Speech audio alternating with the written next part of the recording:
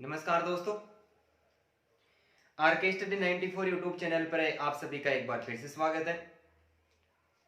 दोस्तों, हिंदी शिक्षण विधियों का अध्ययन कर रहे थे और हिंदी शिक्षण विधियों के अंतर्गत हम व्याकरण शिक्षण पढ़ रहे थे। ठीक है, व्याकरण शिक्षण की जो विधियां थी उनमें से लगभग हमने कंप्लीट कर लिए। मैं आज से आपके सामने एक और विधि लेकर आया हूं जिसका हम विस्तार पूर्वक अध्ययन करेंगे। दोस्तों, आपने अभी तक हमारे चैनल को सब्सक्राइब नहीं किया तो सबसे पहले सब्सक्राइब करें, बेल आइकन बटन को दबाएं, वीडियो को लाइक करें और अपने सारे दोस्तों के साथ में ज्यादा से ज्यादा शेयर करें। तो हम आज एक और शिक्षण विधि का अध्ययन करते हैं और विधि का नाम है पाठ्य पुस्तक विधि। कौन सी विधि भाई? पाठ्य पुस्तक विधि। ठीक है, पाठ्य पुस्तक विधि। दोस्तों, ये पाठ्य पुस्तक विधि है, ये अर्वाचीन या आधुनिक विधि मानी जाती है। ये पाठ्य पुस्तक विधि है, ये कैसी मानी जाती है? ये अर्वाचीन, प्राचीन का विपरीत क्या होता है? अर्वाचीन होता है। तो ये अर्वाचीन या आधुनिक विधि मानी जाती है, वर्तमान समय में काम में ली जाने वाली विधि मानी जाती है। तो इसको अर्वाचीन या फिर आधुनिक विधि के नाम से भी जाना जाता है और इसके अलावा इस विधि को तूपढ़ विधि के नाम से भी जानते हैं। तो इसका जो अन्य नाम है, इस विधि को तूपढ़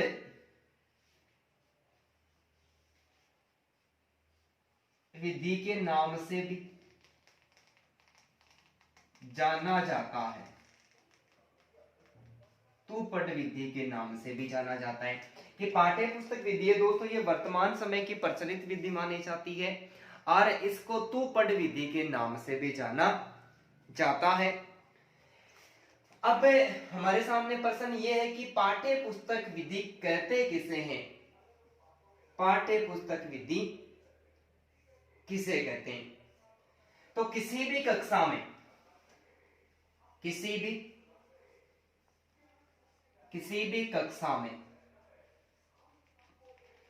कक्षा में हिंदी या संस्कृत की पुस्तक के अंत में पुस्तक के पाठ के अंत में पुस्तक के पाठ के अंत में भाषिक सामग्री पाठ के अंत में भाषिक सामग्री दी हुई होती है, चाहे हिंदी पढ़ रही है या फिर हम संस्कृत पढ़ रहे हैं। हिंदी या संस्कृत की कोई भी पुस्तक है और उस पुस्तक में जो प्रत्येक पाठ है, उस प्रत्येक पाठ के अंत में भाषिक सामग्री यानी व्याकरण से संबंधित, किससे संबंधित? व्याकरण से संबंधित बिंदु,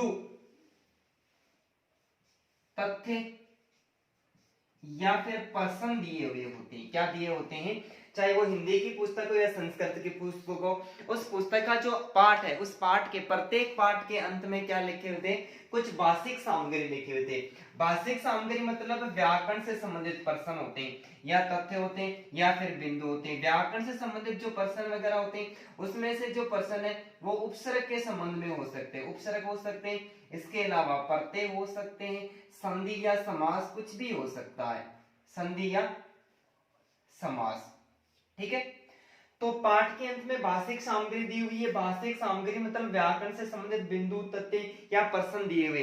ये प्रश्न उपसर्ग भी हो सकते हैं, प्रत्यय भी हो सकते हैं, संधि समास कुछ भी हो सकते हैं। ठीक है, तो जब कोई शिक्षक भाषिक सामग्री के आधार पर, ये भाषिक सामग्री है, तो जब कोई शिक्षक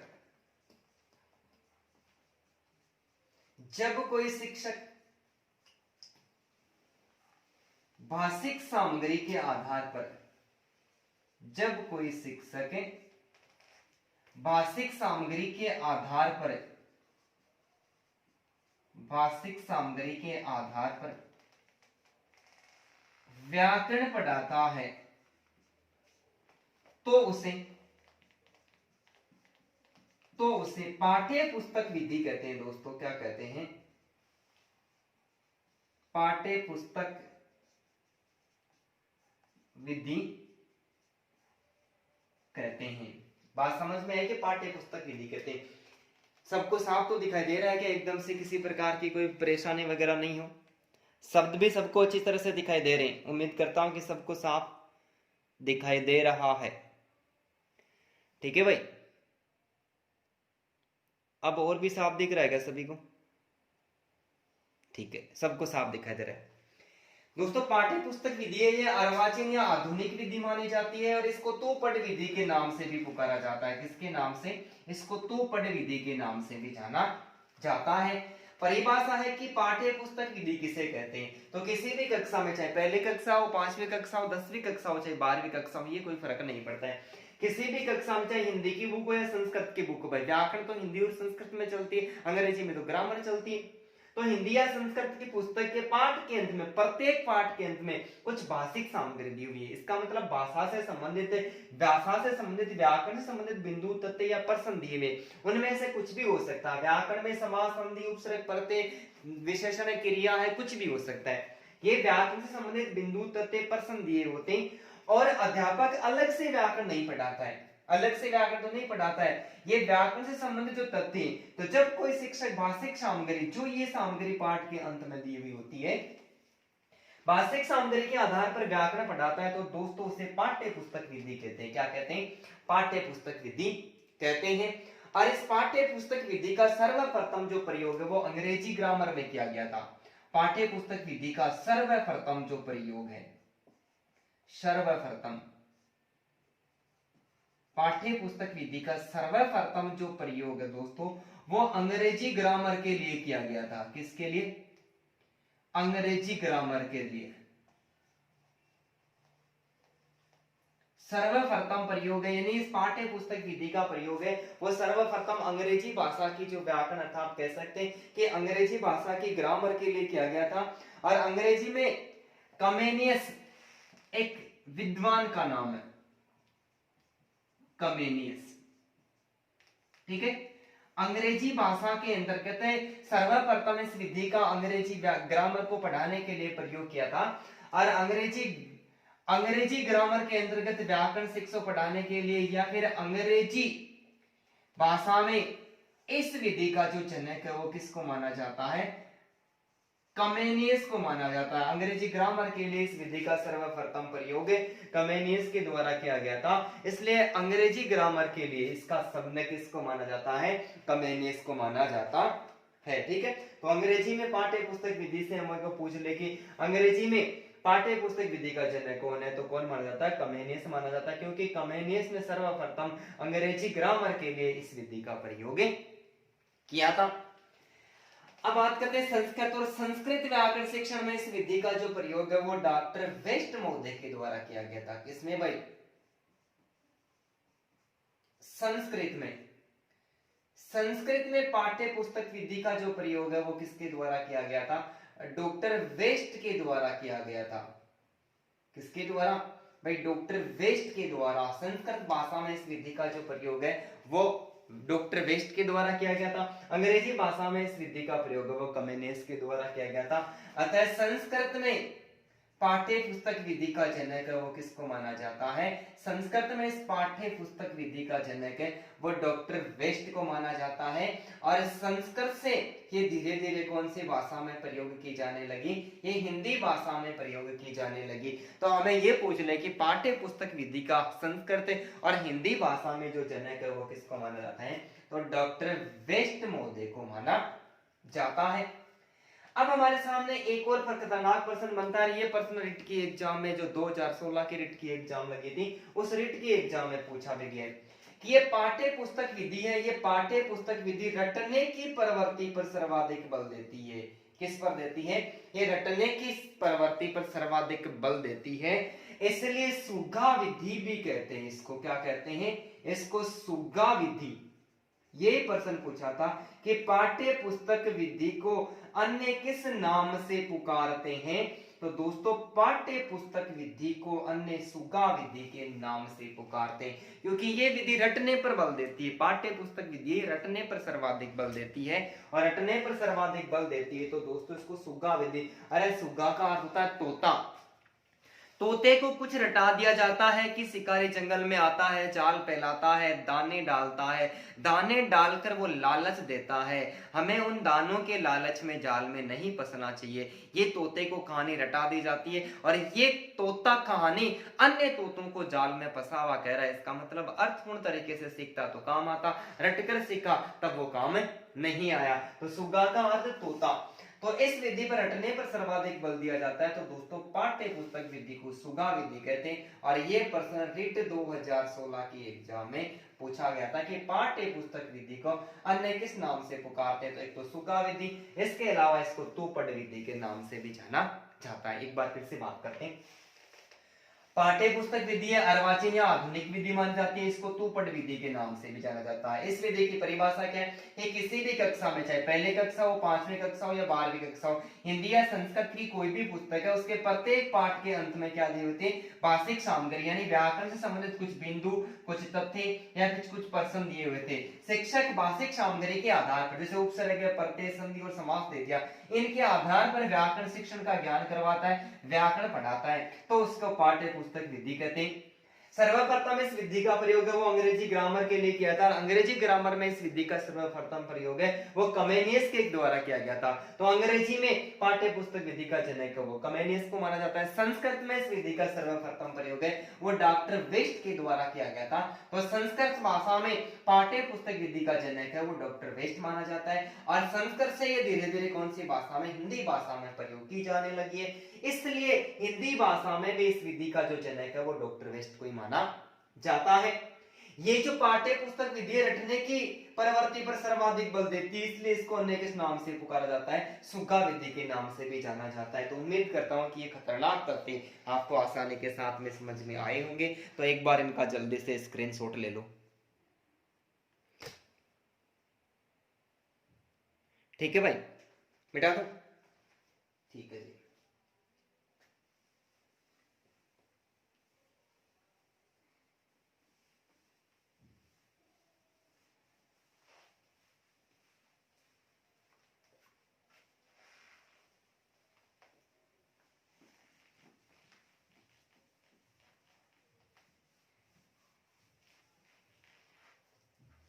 अब देखो आगे चर्चा करते हैं कि इस विधि के अंतर्गत, इस विधि के प्रयोग से बालकों को संपूर्ण व्याकरण का ज्ञान प्राप्त नहीं होता है, सीमित ज्ञान प्राप्त होता है। ये व्याकरण शिक्षण के लिए उपयुक्त विधि नहीं मानी जाती है। पाठ्य पुस्तक विधि, ठीक है, पाठ्य पुस्तक विधि। और इस विधि के अंतर्गत होता क्या है दोस्तों, पाठ्य पुस्तक विधि के अंतर्गत एक सबसे बड़ा दोष निकल के आता है इस विधि का। इस विधि का सबसे बड़ा दोष, दोस्तों दोष क्या हो गया, दोष ये हो गया कि इस विधि के अंतर्गत एक शिक्षक क्या करता है, शिक्षक अलग से व्याकरण नहीं पढ़ाता है, अलग से व्याकरण नहीं पढ़ाता है, नहीं पढ़ाता भाई। शिक्षक क्या करता है, शिक्षक तो पाठ में आए हुए जो ही प्रश्न है, पीछे कोई तथ्य आएगा, जैसे केवल उपसर्ग आ गया, केवल समास आ गया, तो उन्हीं को पढ़ाता है। तो इस विधि में शिक्षक अलग से व्याकरण नहीं पढ़ाता है, इसलिए बालकों को व्याकरण का पूर्ण ज्ञान प्राप्त नहीं हो पाता है। व्याकरण का पूर्ण ज्ञान प्राप्त नहीं हो पाता है, पूर्ण ज्ञान प्राप्त नहीं हो पाता है। जब बालकों को व्याकरण का पूर्ण ज्ञान प्राप्त नहीं हो पाता है तो व्याकरण शिक्षण के लिए ये विधि उपयुक्त नहीं मानी जाती है।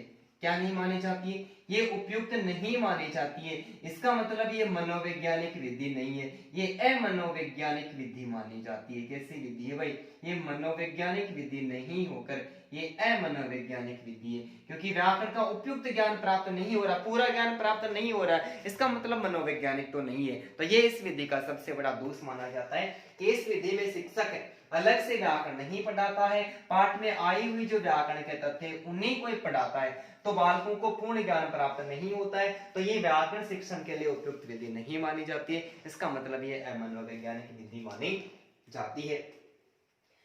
अब हमारे सामने प्रश्न है कि पाठ्य पुस्तक क्या है, बताओ देखिए कमेंट करके, पाठ्य पुस्तक क्या है, बताओ भाई पाठ्य पुस्तक क्या है। सर पाठ्य पुस्तक किताब का नाम है, ये तो सभी को ही पता है भाई, पाठ्य पुस्तक तो किताब को ही तो कहते हैं ना, तो ये तो सबको पता है, इसको छोड़कर अलग बताना है पाठ्य पुस्तक क्या है। ठीक है, प्राचीन काल की बात करें तो पाठ्य पुस्तक के लिए ग्रंथ शब्द का प्रयोग किया जाता था। कब? प्राचीन काल में, प्राचीन काल में पाठ्य पुस्तक के लिए किसका प्रयोग किया जाता था दोस्तों? पाठ्य पुस्तक के लिए ग्रंथ शब्द का प्रयोग प्राचीन काल में, बहुत समय पहले की बात है, जब गुरुकुल और आश्रम में शिक्षा दी जाती थी। कब? गुरुकुल और आश्रम में जब शिक्षा दी जाती थी उस समय पाठ्य पुस्तकों के लिए किसका प्रयोग होता था? पाठ्य पुस्तकों के लिए उस समय ग्रंथ का प्रयोग होता था, और इस ग्रंथ का अर्थ होता है गूंथना, बांधना या फिर क्रम से रखना। ग्रंथ का अर्थ, ग्रंथ का अर्थ होता है बांधना, गूंथना या क्या करना, क्रम से रखना। कि प्राचीन काल की बात करें जब गुरुकुल और आश्रम में शिक्षा दी जाती थी, तो प्राचीन समय में पाठ्य पुस्तक के लिए ग्रंथ शब्द का प्रयोग किया जाता था। और इस ग्रंथ का दोस्तों अर्थ क्या होता है? ग्रंथ का अर्थ होता है बांधना, गूंथना, अर्थात क्रम से रखना। इसका मतलब हम ऐसा कह सकते हैं कि अर्थात गुरुकुल में, अर्थात गुरुकुल में आचार्य शिक्षक, आचार्य लोग, आचार्य या शिक्षक एक ही बात है, तो गुरुकुल में आचार्य लोग ताड़पत्र या भोजपत्र को अपने, ताड़पत्र या भोजपत्र को अपने शिष्यों के समक्ष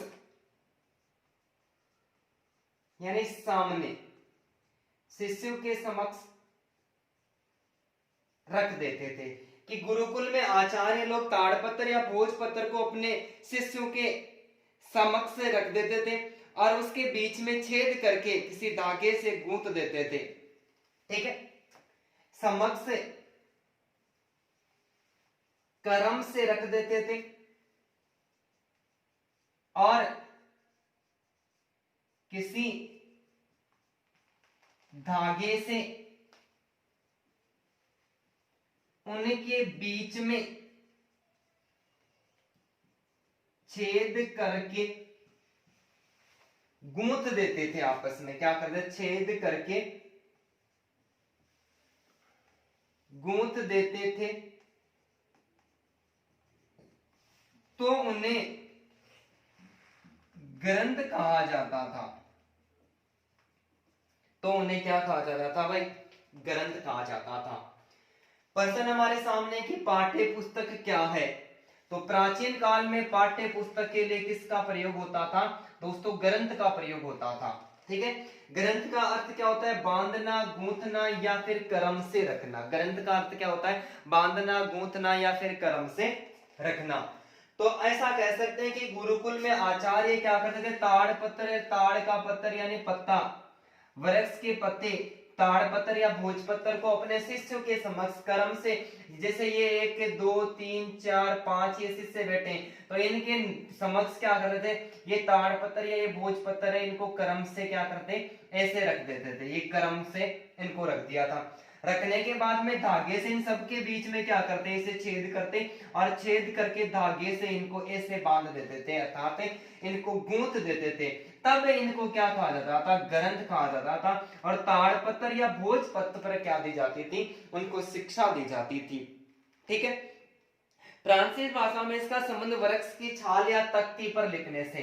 भाई फ्रांसीसी भाषा में, कौन सी भाषा में, फ्रांसीसी भाषा में इस ग्रंथ का अर्थ है वृक्ष की छाल या तख्ती पर लिखना, तख्ती पर लिखना। भाई ग्रंथ का अर्थ फ्रांसीसी भाषा में क्या है, वृक्ष की छाल या तख्ती पर लिखना। तो इस आधार पर ये पाठ्य पुस्तक का प्राचीन रूप था। जब किताब वगैरह नहीं होती थी तो ग्रंथ का प्रयोग करते थे, पत्ते वगैरह बालकों के सामने रख देते थे, बांध देते थे, बांध कर उन पर कुछ न कुछ बालकों को पढ़ाया जाता था, तब उसको ग्रंथ कहा जाता था। और इसी ग्रंथ का प्रचलित वर्तमान नाम क्या माना जाता है दोस्तों, पाठ्य पुस्तक माना जाता है। तो उम्मीद करता हूं कि ये भी समझ में आया होगा, तो जल्दी से इसका स्क्रीनशॉट ले लें। ठीक है भाई, ये पाठ्य पुस्तक होती है दोस्तों। पाठ्य पुस्तक केवल एक किताब को नहीं कहते, प्राचीन समय में इसका प्रयोग ग्रंथ के रूप में किया जाता था।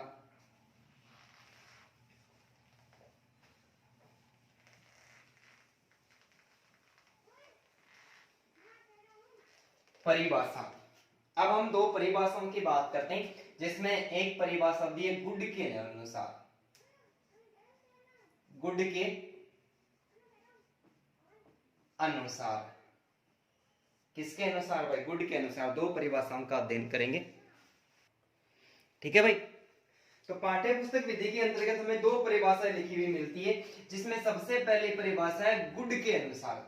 गुड कहता है, इस गुड की परिभाषा में देखो 3 निष्पत्तियां एक साथ क्लियर की गई है।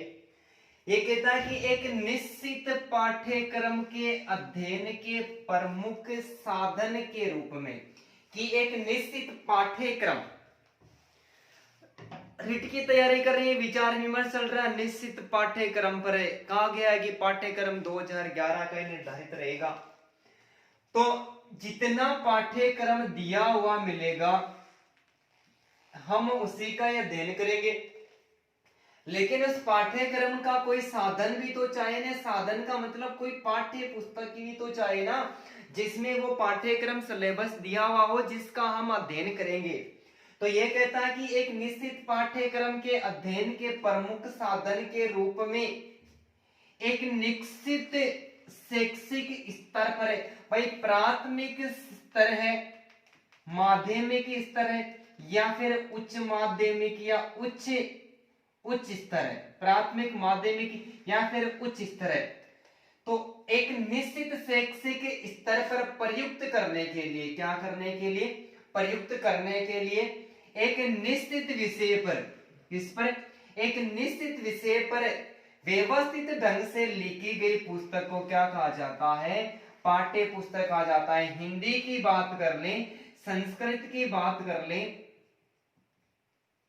एसएसटी विज्ञान है, किसी भी विषय की बात कर ले, तो व्यवस्थित ढंग से लिखी हुई, भाई एक निश्चित विषय पर, हिंदी, संस्कृत, विज्ञान, एसएसटी, गणित, सारे विषय, अंग्रेजी, तो एक निश्चित विषय पर व्यवस्थित ढंग से लिखी गई पुस्तक क्या कहलाती है, पाठ्य पुस्तक कहलाती है। दोस्तों बहुत बहुत इंपॉर्टेंट परिभाषा है, और किसके द्वारा दी गई है, गुड के द्वारा दी गई है, कि एक निश्चित पाठ्यक्रम के अध्ययन का प्रमुख साधन होती है, निश्चित शैक्षणिक स्तर पर प्रयुक्त की जाती है, और निश्चित विषय पर व्यवस्थित ढंग से लिखी हुई पुस्तक को दोस्तों पाठ्य पुस्तक कहते हैं। लेकिन एक और परिभाषा क्रोनबेक के द्वारा दी गई है। क्रोनबेक कहता है कि पाठ्य पुस्तक प्राय अप्रौढ़ छात्रों के लिए, किनके लिए, अप्रौढ़, प्रौढ़ हो जाता है इसका मतलब तो वयस्क अवस्था को प्राप्त कर लेता है, तो अप्रौढ़ छात्रों के लिए लिखी जाती है, कि पाठ्य पुस्तकें अप्रौढ़ छात्रों के लिए लिखी जाती है। ये दो परिभाषा, जिसमें एक गुड के द्वारा दी गई, दूसरी क्रोनबेक के द्वारा दी गई है। तो उम्मीद करता हूं कि दोनों परिभाषाएं समझ में आई होगी, तो जल्दी से स्क्रीनशॉट ले लें, आगे और चर्चा करते हैं। ठीक है भाई।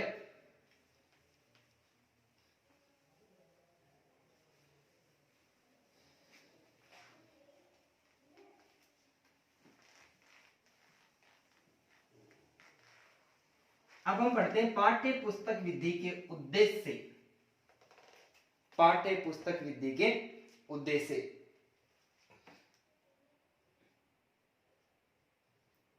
पाठ्य पुस्तक विधि के उद्देश्य। और इसका पहला उद्देश्य है कि छात्रों की काल्पनिक शक्ति को विकसित करना, कि यह विधि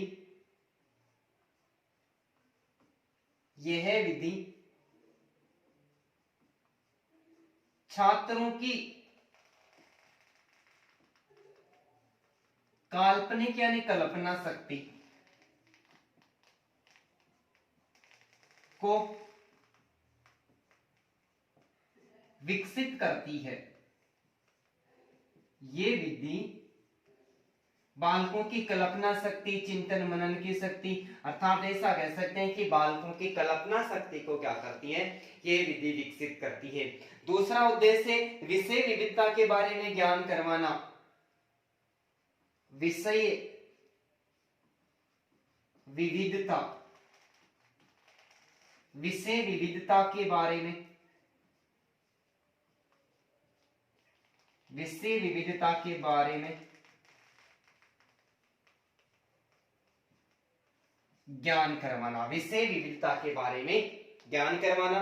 तीसरा इसका उद्देश्य स्व अध्याय के प्रति,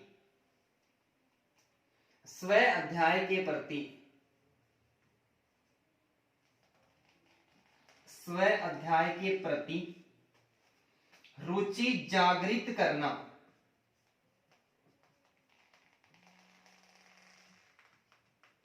स्व अध्याय के प्रति क्या करना, रुचि जागृत करना। पाठ्य पुस्तकों के माध्यम से ज्ञान की सीमा को विस्तृत करना।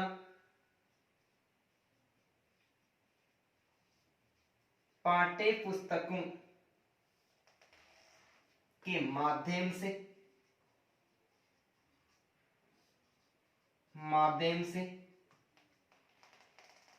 ज्ञान की सीमा को विस्तृत करना।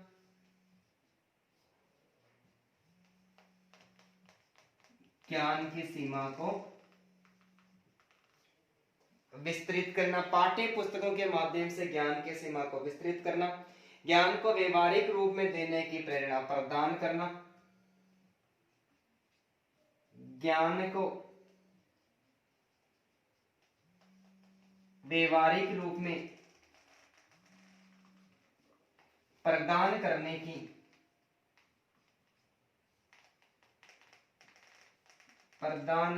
की प्रेरणा देना। इसके अलावा सत्य व असत्य के बीच तर्क वितर्क करना। सत्य व असत्य के बीच तर्क वितर्क करना।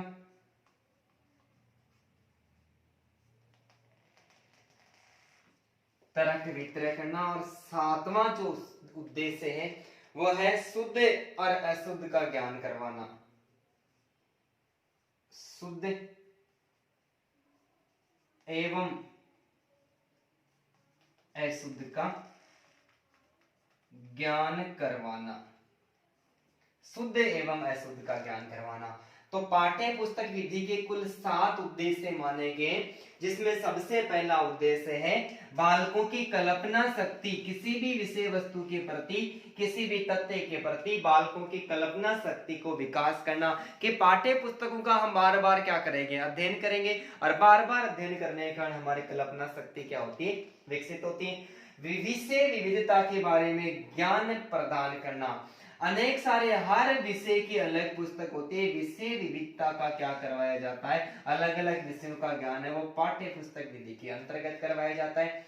ये विधि स्व अध्याय, बालक स्वयं ही अध्याय करता है। भाई शिक्षक तो उसी व्याकरण को पढ़ाता है जो इस पाठ के पीछे आई हुई, बाकी व्याकरण का अध्ययन कौन करता है या लेसन का अध्ययन है वो विद्यार्थी द्वारा किया जाता है। तो स्व अध्याय के प्रति रुचि जागृत करती है। पाठ्य पुस्तकों के माध्यम से ज्ञान की सीमा को विस्तृत करना, कि पाठ्य पुस्तकों को पढ़कर हम क्या कर सकते हैं, ज्ञान का अच्छा प्रयास प्राप्त करने का अच्छा प्रयास कर सकते हैं। ज्ञान को व्यावहारिक रूप में प्रदान करने के लिए पाठ्य पुस्तक की प्रेरणा जागृत करती है। सत्य एवं असत्य के बीच कोई बात सत्य है या फिर असत्य। कभी कभी हमारे सामने कोई ऐसा शिक्षक आता है जो विषय वस्तु को पढ़ाता है, कोई बात गलत बता देता है, तब हम क्या करते हैं, कोई भी ऑथेंटिक पुस्तक उठाते हैं और उसमें उसमें देखने की कोशिश करते हैं, या उसमें हमने पढ़ाया तो उस शिक्षक से आपस में तर्क वितर्क करते हैं। तो सत्य असत्य के बीच में पाठ्य पुस्तकें तर्क वितर्क करने में सहायक होती है और शुद्ध और अशुद्ध का ज्ञान करवाने में भी ये सहायक होती है। तो इस प्रकार से पाठ्य पुस्तक के कितने 7 उद्देश्य माने जाते हैं। दोस्तों रिट के एग्जाम में प्रश्न यदि इसी आधार पर पूछे जाते हैं भाई कौन सा उद्देश्य है या फिर कौन सा नहीं है। तो उम्मीद करता हूं कि ये भी समझ में आ गया होगा। तो जल्दी से इसका भी आप स्क्रीनशॉट ले लो। ठीक है भाई, साफ दिख रहा है सभी को, मिटा देता हूं। ओके,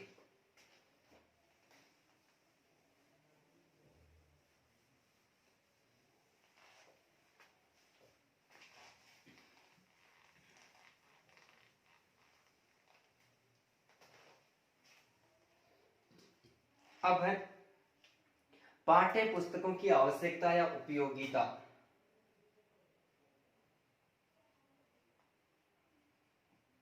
पाठ्य पुस्तकों की आवश्यकता या उपयोगिता। पाठ्य पुस्तकों की आवश्यकता या उपयोगिता कि पाठ्य पुस्तकें क्यों आवश्यक है या फिर ये क्यों उपयोगी मानी जाती है या फिर इसकी उपयोगिता है वो किस किस के लिए होती है। तो पाठ्य पुस्तकें शिक्षक का सर्वप्रथम तो क्या करता है, इसका सबसे पहले उपयोगिता है कि पाठ्य पुस्तकें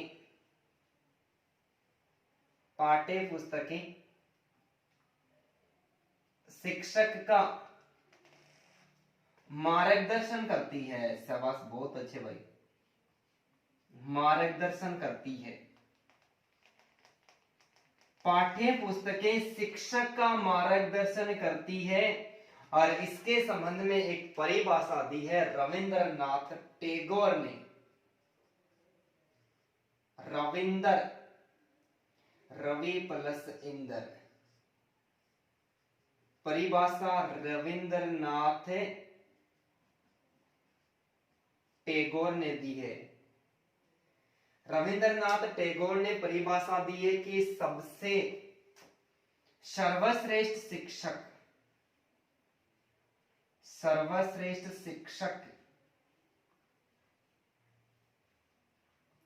वही होता है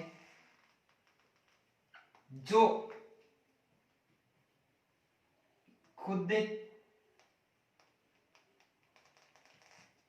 खुद अध्ययनशील विद्यार्थी हो। खुद अध्ययनशील विद्यार्थी हो कि पाठ्य पुस्तकें शिक्षक का मार्गदर्शन करती है। किसका? शिक्षक का मार्गदर्शन करती है और सर्वश्रेष्ठ शिक्षक वही होता है जो खुद अध्ययनशील विद्यार्थी होता है। ये परिभाषा किसके द्वारा दी गई है? ये रविंद्रनाथ टैगोर के द्वारा दी गई है। तो ये जो पाठ्य पुस्तकें होती है छात्रों से पहले शिक्षक का क्या करती है? मार्गदर्शन करती है। शिक्षक पाठ्य पुस्तकों के माध्यम से उद्देश्य का निर्धारित करना है कि मेरे को कल कक्षा के अंतर्गत पहले कक्षा में, 5वीं कक्षा में, 10वीं में, 12वीं कक्षा में क्या पढ़ाना है, कौन सी पुस्तक पढ़ानी है। तो पाठ्य पुस्तक शिक्षक का क्या करती है? मार्गदर्शन करती है। ठीक है। दूसरी जो इसकी आवश्यकता है, पुस्तकें ज्ञान प्राप्ति का सशक्त साधन है। पुस्तकें ज्ञान प्राप्ति का सशक्त यानी एक शक्तिशाली, पुस्तकें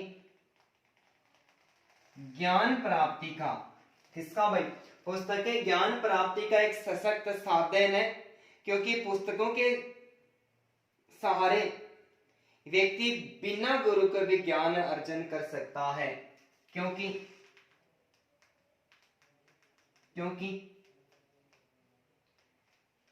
पुस्तकों के सहारे व्यक्ति बिना गुरु के भी ज्ञान प्राप्त कर सकता है। ठीक है, पुस्तकें ज्ञान प्राप्ति का एक शक्तिशाली साधन माना जाता है, सशक्त साधन माना जाता है। भाई सशक्त साधन क्यों माना जाता है? क्योंकि पुस्तकों के सहारे व्यक्ति या विद्यार्थी के सामने गुरु की आवश्यकता नहीं पड़ती। पाठ्य पुस्तक है वो आसानी के साथ में ज्ञान की प्राप्ति कर लेता है। तो बहुत सारे ऐसे विद्यार्थी होते हैं जो कोचिंग वगैरह करने ही नहीं चाहते और बिना कोचिंग सेल्फ स्टडी के माध्यम से भी अपना सिलेक्शन करवा लेते हैं। तो ये उन विद्यार्थियों के लिए कह रहे हैं कि पुस्तकें ज्ञान प्राप्ति का सशक्त साधन है, क्योंकि पुस्तकों के सहारे व्यक्ति बिना गुरु के भी क्या कर लेता है? ज्ञान की प्राप्ति कर लेता है। ठीक है, इसके अलावा तीसरी उपयोगिता है पुस्तकें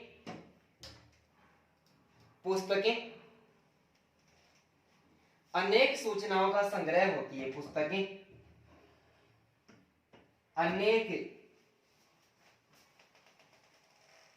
सूचनाओं का संग्रह होती है जो ज्ञान प्राप्ति में सहायता करती है। क्या करती है भाई? ज्ञान प्राप्ति में सहायता करती है। तो पुस्तकें अनेक सूचनाओं का, पुस्तकों के अंतर्गत सारी सूचनाएं, संपूर्ण संसार के लगभग जितने प्रकार के तथ्य सूचनाएं वो पुस्तकों के अंतर्गत एकत्रित रहते हैं और जो ज्ञान की प्राप्ति में क्या करती है? हमारी सहायता करती है।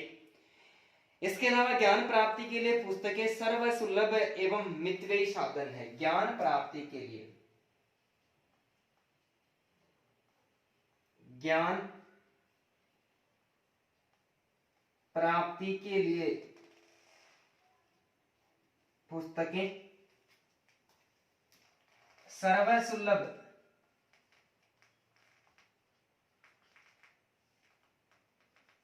तथा मितव्ययी साधन है।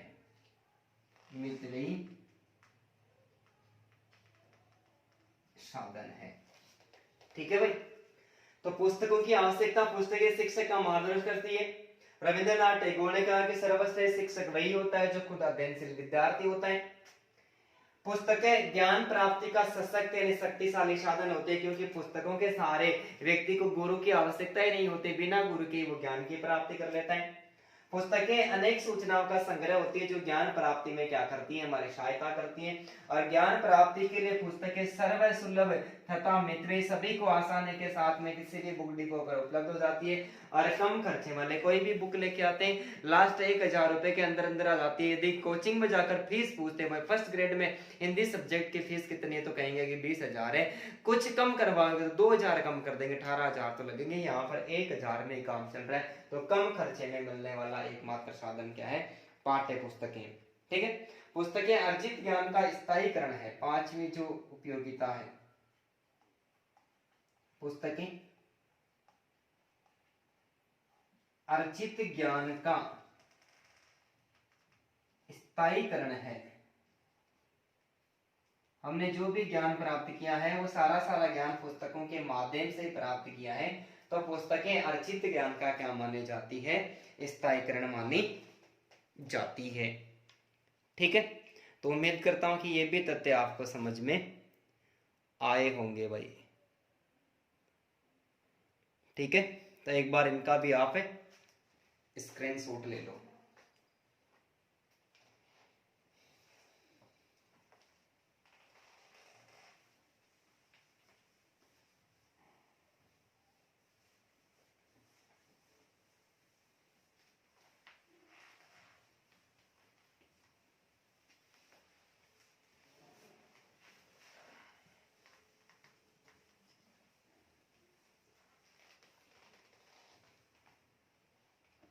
अब हम पढ़ते हैं पाठ्य पुस्तकों की विशेषताएं।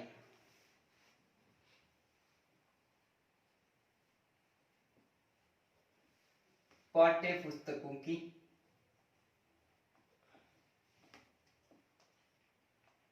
विशेषताएं। ठीक है। पाठ्य पुस्तकों की विशेषताओं को दो भागों में बांटा गया।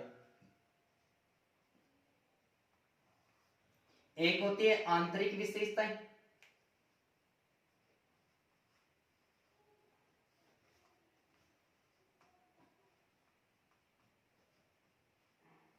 और दूसरी होती है बाह्य विशेषताएं।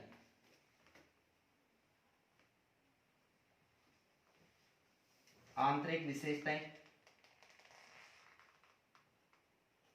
और बाह्य विशेषताएं। पाठ्य पुस्तकों की विशेषताओं को दो भागों में बांटा गया है, आंतरिक विशेषताएं और बाह्य विशेषताएं। आंतरिक विशेषताओं में हम तीन प्रकार की विशेषताओं का अध्ययन करेंगे। सामान्य विशेषताएं,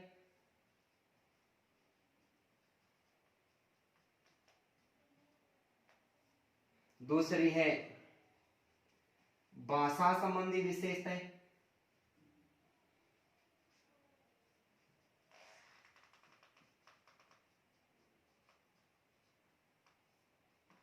और तीसरी है शैली संबंधी विशेषताएं। कौन सी विशेषताएं? शैली संबंधी, यानी पाठ्य पुस्तक की शैली कैसी है, शैली संबंधी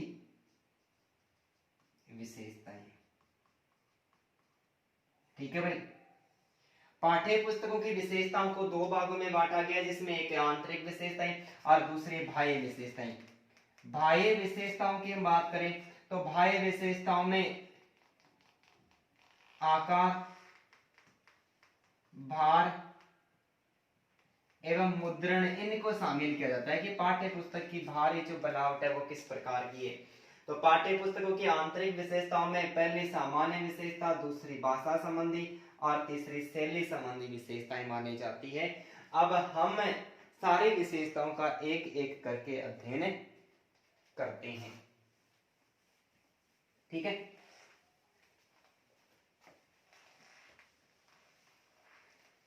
सबसे पहले हम पढ़ते हैं सामान्य विशेषताएं।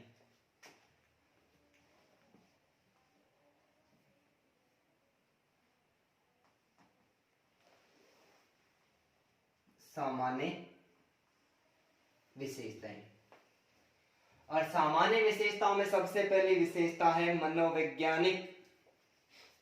पहली विशेषता कौन सी है भाई? मनोवैज्ञानिक विशेषता। कौन सी विशेषता? मनोवैज्ञानिक। दोस्तों यहाँ पर मनोवैज्ञानिक के होने का तात्पर्य यह है कि पुस्तकें बाल केंद्रित होनी चाहिए तथा बालकों की मन स्थिति, रुचि, प्रवृत्ति, क्षमता का ध्यान रखना चाहिए। पुस्तकें कैसी होनी चाहिए? पुस्तकें बाल केंद्रित होनी चाहिए।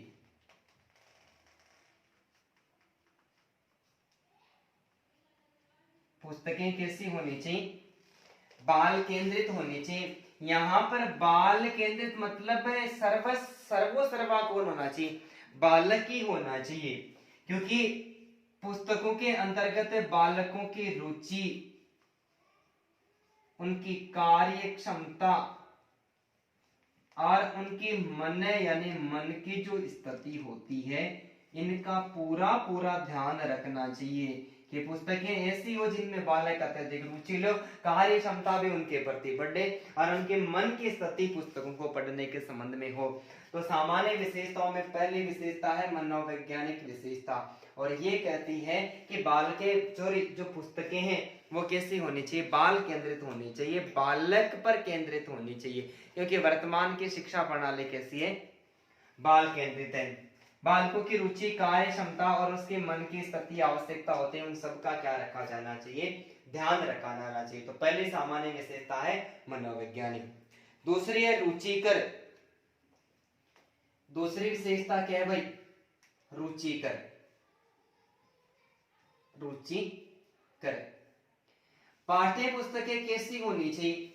पाठ्य पुस्तकें रुचिकर होनी चाहिए। दोस्तों पाठ्य पुस्तकें एकदम से बालकों को रस प्रदान करने वाले, मनोरंजन करने वाले, आनंद प्राप्त करने का एक साधन होना चाहिए। यदि पुस्तकें रुचि होगी तो बच्चे क्या करेंगे, रुचि के साथ में पढ़ने के लिए लालायित होंगे, रुचिकर होगी तो रुचि के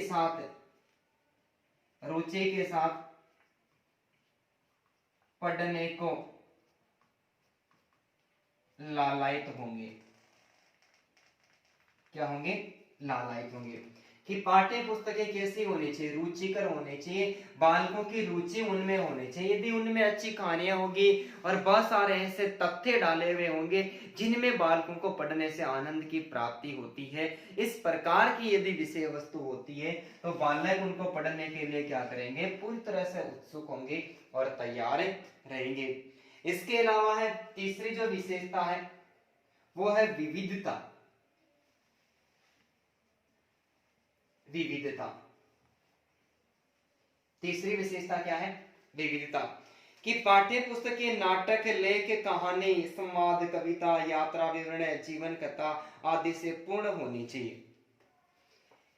पाठ्य पुस्तकों में विविधता होनी चाहिए। क्या होनी चाहिए, पाठ्य पुस्तकों में कहानी भी होनी चाहिए, लेख भी होना चाहिए, कविता भी होनी चाहिए, आत्मकथा, नाटक, निबंध, जीवनी एवं यात्रा वृत्तांत, यानी सभी प्रकार की जो स्थितियां होती हैं उन सबका समावेश होना चाहिए। क्या होना चाहिए, समावेश होना चाहिए। पाठ्य पुस्तकों में विविधता होनी चाहिए भाई, कहानी, लेख, कविता, आत्मकथा, नाटक, निबंध, जीवनी, यात्रा वृत्तांत सबका पुट रहेगा तो बालकों को सबके बारे में क्या मिलती रहेगी, जानकारियां मिलती रहेगी। तो पाठ्य पुस्तकों में विविधता का होना भी परम आवश्यक माना जाता है। इसके अलावा है चौथी जो विशेषता है, चौथी सामान्य विशेषता है वो है मौलिकता। क्या है, मौलिकता। कि पाठ्य पुस्तकें कैसी होनी चाहिए, मौलिक होनी चाहिए। यदि संपादित हो तो संकलनकर्ता के व्यक्तित्व की अपेक्षा मौलिक होनी चाहिए, क्योंकि संकलनकर्ता के व्यक्तित्व की अपेक्षा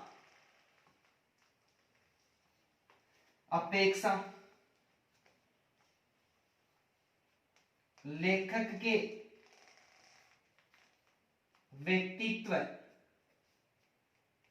के व्यक्तित्व का वर्णन होना चाहिए,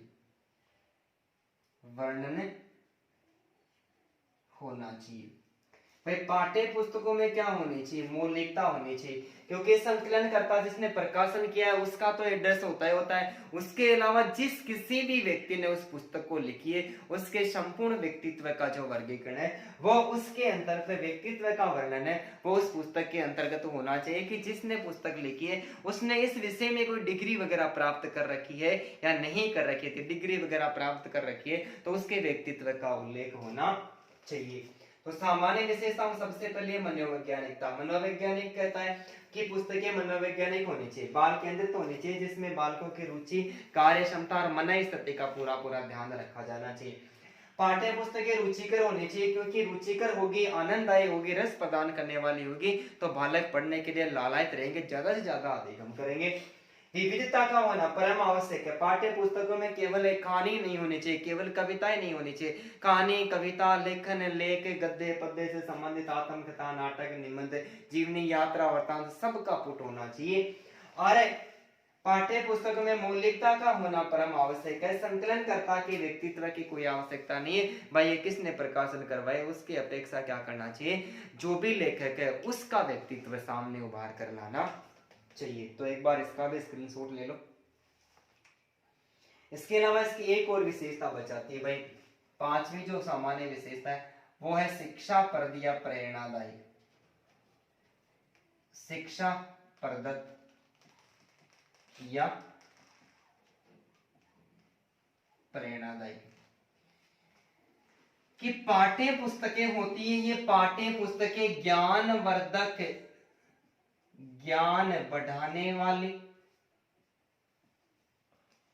प्रेरणा प्रदान करने वाली, पाठ्य पुस्तकें ज्ञानवर्धक, शिक्षा प्रदत्त या प्रेरणा प्रदान करने वाली होनी चाहिए। यदि पाठ्य पुस्तकें शिक्षाप्रद एवं प्रेरणा प्रदान होगी तो बालकों का जो नैतिक विकास है, बालकों का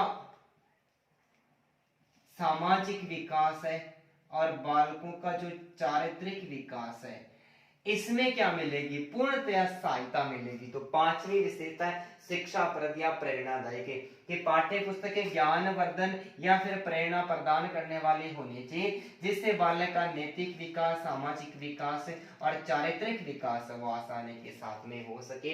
तो मनोवैज्ञानिकता, रुचिकर, विविधता, मौलिकता, शिक्षाप्रद या फिर प्रेरणादायक, ये सामान्य विशेषताएं पाठ्य पुस्तकों की कैसी विशेषताएं मानी जाती है?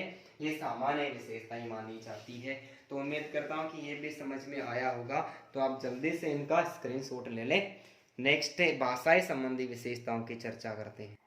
ठीक है भाई, अब हम पढ़ेंगे भाषा संबंधी विशेषता। और भाषा संबंधी विशेषताओं में सबसे पहले विशेषता है स्तर के अनुकूल, कि पाठ्य पुस्तक में जो भी विषय वस्तु दी हुई है वो विषय वस्तु बालकों की आयु, ठीक है, बालकों की आयु, परिपक्वता अर्थात मानसिक स्तर के अनुकूल होने चाहिए। भाषा संबंधी विशेषताओं में सबसे पहली विशेषता स्तर अनुकूल। क्यों? क्योंकि पाठ्य पुस्तक में जो भी विषय वस्तु है उस विषय वस्तु की दोस्तों जो भाषा दी हुई है वो भाषा कैसी होनी चाहिए? भाषा बालकों की आयु, उनकी परिपक्वता एवं उनके मानसिक स्तर के अनुकूल होनी चाहिए। यदि 5वीं क्लास है और 5वीं क्लास के अंतर्गत यदि 10वीं या 12वीं का मैटर होगा तो बच्चा सही तरीके से ज्ञान प्राप्त नहीं कर पाएगा। इसका मतलब है छोटी कक्षा में कहानियां वगैरह होती हैं, उसी प्रकार की कहानियां, चित्र वगैरह होते हैं वैसे, और बड़ी कक्षाओं में जिस आधार पर चिंतन मनन कर सकते हैं उस प्रकार की भाषा शैली होनी चाहिए। तो पाठ्य पुस्तक में विषय वस्तु की भाषा शैली बालकों की आयु, परिपक्वता, मानसिक स्तर के अनुकूल होनी चाहिए। दूसरी विशेषता सरलता। भाषा चाहे मौखिक हो चाहे लिखित हो, मौखिक यानी चाहे बोलकर बता रहा हो शिक्षक या फिर लिख कर बता रहा हो, कैसी होनी चाहिए? सरल अवश्य होनी चाहिए, क्योंकि सरल भाषा संप्रेषण का, विचारों का आदान प्रदान करने का उचित माध्यम होती है। यदि सरल भाषा होगी तो बालकों को आसानी के साथ में समझ में आएगी, बालक भी उसको आसानी के साथ में समझेंगे, टीचर उनसे प्रश्न करेगा, बालक वापस प्रश्न करेंगे। तो भाषा मौखिक हो या लिखित हो सरल होनी चाहिए, क्योंकि सरल भाषा संप्रेषण का उचित माध्यम होती है। तीसरी विशेषता है वो है स्पष्टता। भाषा में स्पष्टता का होना मुख्य गुण माना जाता है, क्योंकि भाषा की स्पष्टता तथ्यों को बोधगम्य, जो भी तथ्य होते हैं उनको ज्ञान प्रदान करने वाले बना देती है। कि स्पष्ट होने चाहिए, एकदम से कोई भी विषय वस्तु है वो स्पष्ट होनी चाहिए, खिचड़ी नहीं होनी चाहिए। जब खिचड़ी होती है तो वो कभी भी समझ में नहीं आती है। तो भाषा में स्पष्टता का मुख्य गुण है। भाषा की स्पष्टता तथ्यों को क्या बना देती है? ज्ञानप्रद बना देती है। इसके अलावा तद्भव एवं तत्सम शब्दावली। प्रारंभिक कक्षाओं के लिए तद्भव शब्दावली का प्रयोग किया जाना चाहिए और उच्च माध्यमिक या माध्यमिक स्तर की कक्षाओं के लिए तत्सम शब्दावली का प्रयोग किया जाना चाहिए। यदि तत्सम शब्द आम को अमर कहेंगे, आग को अग्नि कहेंगे, ठीक है, भाई को भ्राता ना, भाई को इस प्रकार से कहेंगे तत्सम शब्दावली के अंतर्गत, तो क्या होगा? छोटे बच्चे बिल्कुल भी सीख नहीं पाएंगे। तो प्राथमिक कक्षा के लिए तद्भव शब्दावली, उच्च माध्यमिक स्तर की कक्षाओं के लिए तत्सम शब्दावली का प्रयोग किया जाना चाहिए। क्रमबद्धता या श्रृंखलाबद्धता, ठीक है, तो पाठ्य पुस्तकों में क्रमबद्धता एवं श्रृंखलाबद्धता का होना या फिर क्रमबद्धता का तारतम्य होना परम आवश्यक है, क्योंकि क्रमबद्धता के अभाव में व्यवस्थित ज्ञान की प्राप्ति नहीं हो पाती है। भाई गांधी जी के बारे में पढ़ा रहे तो सबसे पहले गांधी जी की जीवनी और गांधी जी ने जितने आंदोलन किए वो सारे एक जगह होने चाहिए। एक जगह गांधी जी की जीवनी, बीच में कोई गोपाल कृष्ण ने गोखले को डाल दिया, इसके अलावा सागरमल गोपा को डाल दिया, फिर आगे कहीं गांधी जी को फिर से पढ़ना पड़ रहा है, ऐसा नहीं होना चाहिए। क्योंकि व्यवस्थित और क्रमबद्धता के अभाव में व्यवस्थित ज्ञान की प्राप्ति नहीं हो पाती है। तो ये भाषा संबंधी 5 प्रकार की विशेषताएं मानी जाती है। तो उम्मीद करता हूं कि ये भी आपको समझ में आए होंगे। इसका भी स्क्रीनशॉट ले लें। इसकी भाषा संबंधी 2 विशेषताएं का और अध्ययन करते हैं। जल्दी से स्क्रीनशॉट ले लो भैया। ठीक है भाई, छठवीं विशेषता का अध्ययन करते हैं। भाषा संबंधी छठवीं विशेषता है वो है संक्षिप्तता। पुस्तकों का आकार प्रकार में बड़ी होना उसका दुर्गुण माना जाता है। दोस्तों क्या माना जाता है? उनका गुण नहीं माना जाता है। पुस्तकें संक्षिप्त होनी चाहिए, भाषा शैली। पुस्तकों का आकार प्रकार में बड़ी होना उसका दुर्गुण माना जाता है। आवश्यक तथ्यों का क्रम एवं संक्षिप्त विवरण ही आवश्यक तथ्यों का, किनका? आवश्यक तथ्य होने चाहिए, वो क्रमबद्ध होने चाहिए और उनका विवरण एकदम संक्षिप्त होना चाहिए। संक्षिप्त विवरणी पुस्तक को आदर्श पुस्तक की श्रेणी में लाता है। बहुत सारा पता ही नहीं, जितना सिलेबस तो थोड़ा सा है और उसके बारे में इतनी व्याख्या कर देते हैं लोग कि पढ़ाना और पढ़ना दोनों ही एकदम से गलत हो जाता है, सही ज्ञान प्राप्त नहीं होता है।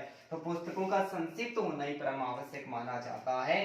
तो बड़ा होना उनका दुर्गुण है। आवश्यक तथ्यों को क्रमबद्ध होना चाहिए और संक्षिप्त विवरणी पुस्तकों को आदर्श पुस्तकों की श्रेणी में लाता है।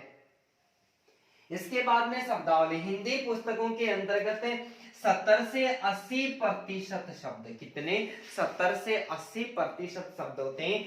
वो शब्द वही होने चाहिए जो पिछली कक्षाओं में प्रयुक्त हो चुके। बालक 10वीं कक्षा में हुआ है तो 9वीं कक्षा के 70% जो शब्द है वो 10वीं कक्षा में होने चाहिए। 20 से 25% नवीन शब्दों का प्रयोग बार बार किया जाना चाहिए ताकि छात्रों का लगातार अभ्यास हो जाए। और नवीन शब्द 80-85% नए शब्द दे देंगे तो वह विषय वस्तु समझ में नहीं आएगी।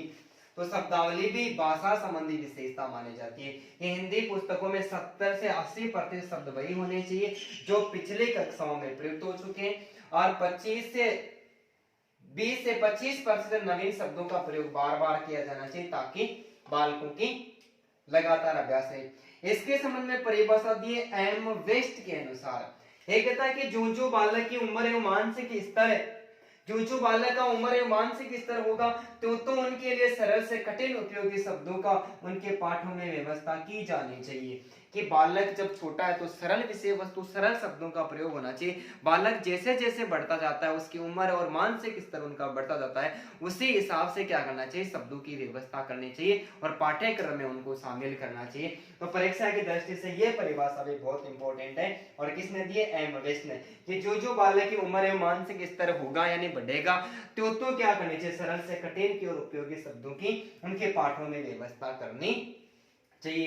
तो इस आधार पर ये 7 विशेषताएं कैसी मानी जाती है? ये भाषा संबंधी विशेषताएं मानी जाती है और एग्जाम की दृष्टि से बहुत ही ज्यादा इंपॉर्टेंट है। तो उम्मीद करता हूं कि सारे तथ्य आपको समझ में आए होंगे। तो जल्दी से दोस्तों स्क्रीनशॉट लें। ठीक है भाई, अब पढ़ते हैं भाषा शैली संबंधी शैली संबंधी विशेषताएं। दोस्तों शैली संबंधी विशेषताओं में सबसे पहली विशेषता है भिन्नता। पुस्तकों की शैली में भिन्नता का यानी विभिन्नता का होना भी आवश्यक है, क्योंकि इससे पदों में भिन्नता होने से नवीनता और बालकों की रुचि बनी रहती है। तो शैली संबंधी विशेषताएं तो क्या होनी चाहिए? पाठ्य पुस्तकों में भिन्नता होनी चाहिए। पुस्तकों की शैली में विभिन्नता का होना परम आवश्यक है, जो क्या करते हैं? पदों में नवीनता प्रदान करती है और बालकों की रुचि उसमें बनी हुई रहती है। तो भिन्नता का होना भी परम आवश्यक माना जाता है। प्रभाव उत्पादकता। पुस्तकों में ऐसे अध्यायों का यानी पाठों का भी चयन होना चाहिए जो एकदम से आकर्षक हो और जिनकी शैली आकर्षक और प्रभावशाली हो। ठीक है भाई, तो प्रभाव उत्पादकता। पुस्तकों में ऐसे अध्यायों का यानी पाठों का भी चयन किया जाना चाहिए जिनकी शैली आकर्षक हो, बालकों को पढ़ने के लिए लालायित करे और बालकों की दृष्टि से कैसी हो? प्रभावशाली भी हो। इस तरह अनुकूल पुस्तकों की शैली कक्षा एवं बालकों के मानसिक स्तर के अनुसार होने चाहिए। छोटी कक्षाओं की जो शैली होती है दोस्तों, छोटी कक्षाओं की शैली विवरणात्मक है, संवादात्मक है और कथात्मक होनी चाहिए। कैसी होनी चाहिए? विवरणात्मक, संवादात्मक और कथात्मक होनी चाहिए। और उच्च स्तर की कक्षाओं की शैली है वो भावात्मक, भावनाओं से युक्त एवं तर्क वितरक प्रदान होनी चाहिए। भाई छोटे बालकों की शैली कैसी होगी? विवरण विस्तार पूर्वक पढ़ाया होगा, संवाद अच्छे होंगे, कथानक का सबसे बड़ा जो पाठ पुस्तक होती है, पाठ पुस्तक के अंदर कथात्मक जो शैली होती है वो वास्तव में सर्वश्रेष्ठ होती है कहानी टाइप में। और उच्च स्तर पर भावात्मक और तर्क प्रदान शैली होनी चाहिए। तो भिन्नता, प्रभावोत्पादकता और स्तरानुकूल, ये 3 शैली संबंधी पाठ्य पुस्तकों की विशेषताएं मानी जाती है। भिन्नता में क्या होता है, विभिन्नता का होना जरूरी है, क्योंकि पाठ में पदों में नवीनता और रुचि बनी रहे। प्रभाव उत्पादक पुस्तकों में ऐसे अध्यायों का भी चयन होना चाहिए जिनकी शैली आकर्षक हो और प्रभावशाली हो। स्तर अनुकूल पुस्तकों की शैली कक्षा और बालकों के मानसिक स्तर के अनुसार होनी चाहिए। छोटी कक्षाओं में विवरणात्मक, संवादात्मक और कथात्मक शैली होनी चाहिए और बड़ी कक्षाओं में भावात्मक और तर्क प्रधान शैली होनी चाहिए। तो इस आधार पर ये जो सामान्य विशेषता, भाषा संबंधी विशेषता और शैली संबंधी विशेषता है, ये पाठ्य पुस्तकों की आंतरिक विशेषताएं थी। और हर एक line REET, CTET, UP TET, MP TET या फिर सेकेंड ग्रेड की जो एग्जाम है उसके लिए हर एक लाइन वेरी इंपॉर्टेंट है। इन वीडियो से बहुत सारे प्रश्न एग्जाम में पूछे भी जा चुके हैं, तो इसका भी एक बार आप जल्दी से स्क्रीनशॉट ले लो। ठीक है भाई। अब बाह्य विशेषताएं। बाह्य विशेषताओं में सबसे पहली विशेषता है आवरण एवं आकार। पुस्तक का नाम, उसका स्वरूप एवं आकार कैसा होना चाहिए, आकर्षक होना चाहिए। बाह्य विशेषताओं में 2 ही विशेषता है, जिसमें सबसे पहले है आवरण एवं आकार। पुस्तक का नाम, स्वरूप एवं आकार आकर्षक होना चाहिए। आकर्षक आवरण क्या करता है, बालकों का ध्यान अपनी ओर आकृष्ट करता है, केंद्रित होता है। विषय वस्तु जितनी आकर्षक होगी, ध्यान उतना ही तीव्र गति से आकर्षित होगा। रंग बिरंगे चित्र होने चाहिए। ये रंग बिरंगे चित्र क्या करते हैं, छोटे बालकों को प्रभावित करते हैं।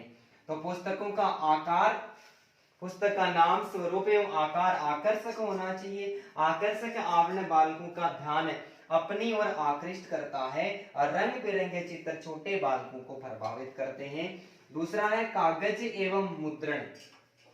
पुस्तकों को सुंदर एवं आकर्षक बनाने में कागज एवं मुद्रण का विशिष्ट महत्व है। पाठ्य पुस्तकें 28 पौंड भार के कागज पर छपती है। शायद ये बात किसी को भी याद नहीं थी कि कितने पौंड पर छपती है। तो पाठ्य पुस्तकें प्राय 28 पौंड के भार के कागज पर छपती है। और प्राथमिक कक्षाओं की जो पुस्तकें होती है वो 30 से 40 पौंड के भार का जो कागज होता है दोस्तों, उस पर छपती है। तो ये बाह्य विशेषता थी, जिसमें सबसे पहले थी आवरण एवं आकार। तो पुस्तक का नाम है, स्वरूप है एवं आकार है, ये आकर्षक होना चाहिए। आकर्षक आवरण पुस्तकों का ध्यान बालकों को अपनी ओर आकर्षित करता है और रंग बिरंगे चित्र छोटे बालकों को प्रभावित करते हैं। कागज संबंधी, मुद्रण संबंधी जो विशेषताएं, पुस्तकों को सुंदर एवं आकर्षण बनाने में कागज एवं मुद्रण का विशिष्ट योगदान है। पाठ्य पुस्तकें लगभग 28 पौंड के भार के कागज पर छपती है, लेकिन प्राथमिक स्तर की कक्षाओं की जो पुस्तकें वो 30 से 40 पौंड के भार के कागज पर छपती है। तो उम्मीद करता हूं कि ये भी आपको समझ में आया होगा। तो इसका भी आप जल्दी से स्क्रीनशॉट ले लें। ठीक है भाई, मिटा देता हूं।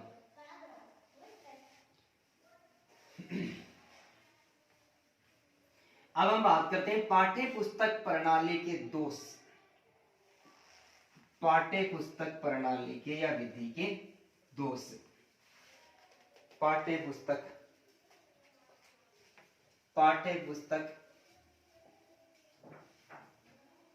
विधि के दोष। किसके भाई, पाठ्य पुस्तक विधि के दोष। पहला वो दोष है, छात्रों को व्याकरण भाषा का गहन एवं व्यापक ज्ञान प्राप्त नहीं हो पाता। इस विधि के माध्यम से बालकों को व्याकरण का व्यापक एवं गहनतम ज्ञान प्राप्त नहीं हो पाता है। बालकों को व्याकरण का व्यापक एवं गहनतम ज्ञान प्राप्त नहीं हो पाता है। भाई पाठ्य पुस्तक विधि के माध्यम से यदि कोई भी शिक्षक पढ़ाएगा तो व्याकरण का व्यापक ज्ञान प्राप्त नहीं कर पाएगा, क्योंकि सबसे पहले हमने पढ़ा था कि पाठ के अंत में कोई भाषिक सामग्री यानी व्याकरण से संबंधित कोई तथ्य दिए होते हैं, अध्यापक उन्हीं के आधार पर पढ़ाता है, पूरी व्याकरण नहीं पढ़ाता है। तो व्याकरण का व्यापक एवं गहनतम ज्ञान है वो प्राप्त नहीं हो पाता है। दूसरे इसके दोष है, इस विधि में शब्दार्थ एवं वाक्यार्थ पर अधिक बल दिया जाता है। इस विधि में शब्दार्थ एवं वाक्यार्थ पर अधिक बल दिया जाता है, अधिक बल दिया जाता है। भाई इस विधि के अंतर्गत क्या कहता है, शब्दार्थ और वाक्यार्थ पर बल दिया जाता है, नए नए शब्दों के अर्थ और नए नए वाक्य वो शामिल किए जाते हैं। तो छोटे बालकों के लिए विशेष उपयोगी नहीं है, तो ये इसका दोष माना जाता है। शब्दार्थ और वाक्यार्थ पर सर्वाधिक बल दिया जाता है, तो छोटे बालकों के लिए उपयोगी नहीं है। इस विधि का तीसरा दोष है, इस विधि में पाठ्य पुस्तक साधन नहीं होकर साध्य बन जाती है। इस विधि में पाठ्य पुस्तक साधन नहीं होकर साधे बन जाती है। क्या बन जाती है, साधन नहीं होकर भाई पाठ्य पुस्तकें सीखने का साधन मानी जाती है, जिसको साधा नहीं जा सके, यानी बालक खुद ही पढ़ेगा पाठ्य पुस्तक को तो व्यवस्थित रूप से उसका अध्ययन कर ही नहीं पाएगा, व्यवस्थित तरीके से ज्ञान नहीं कर पाएगा। तो इस विधि में पुस्तकें पाठ्य पुस्तक साधे नहीं होकर क्या बन जाती है, साधन नहीं होकर साधे बन जाती है, जो इसका दोष माना जाता है। अध्यापक अधिक सक्रिय रहता है, बालक निष्क्रिय रहते हैं। बालक तो सक्रिय होने चाहिए, अध्यापक अधिक सक्रिय रहता है, अध्यापक अधिक सक्रिय रहता है तथा बालक निष्क्रिय रहते हैं। बालक निष्क्रिय रहते हैं, अध्यापक सक्रिय रहता है और बालक निष्क्रिय है, तो बालक सक्रिय होने चाहिए, या फिर शिक्षक और बालक दोनों सक्रिय होते तो ये दोष नहीं होता, इसलिए ये भी क्या माना जाता है, दोष माना जाता है। और लास्ट दोष है, इस विधि में रटने की प्रवृत्ति पर अधिक बल दिया जाता है। इस विधि में रटने की प्रवृत्ति पर अधिक बल दिया जाता है, अधिक बल दिया जाता है। और रटने की प्रवृत्ति पर अधिक बल दिया जाता है, तो क्या नाम दिया था, अभी थोड़ी देर पहले पढ़ा था, इसको सुग्गा विधि कहते हैं। ये रिट में पूछा गया प्रश्न है, ये दोष से संबंधित प्रश्न है। तो इस विधि में बालकों को व्याकरण का व्यापक एवं गहनतम पूरा ज्ञान प्राप्त नहीं हो पाता, अध्यापक बालकों को कुछ ही तथ्यों का ज्ञान करवाता है। इस विधि में शब्दार्थ और वाक्यार्थों पर अधिक बल दिया जाता है, जो छोटे बालकों के लिए विशेष उपयोगी नहीं है। इस विधि में पाठ्य पुस्तक साधन नहीं होकर साध्य बन जाती है। अध्यापक के लिए अध्यापक सक्रिय रहता है तो अध्यापक के लिए उपयोगी है, बालक निष्क्रिय रहता है तो बालक के लिए विशेष उपयोगी नहीं है। और इस विधि में रटने की प्रवृत्ति पर अधिक बल दिया जाता है, इसलिए इसको सुग्गा विधि के नाम से भी जाना जाता है।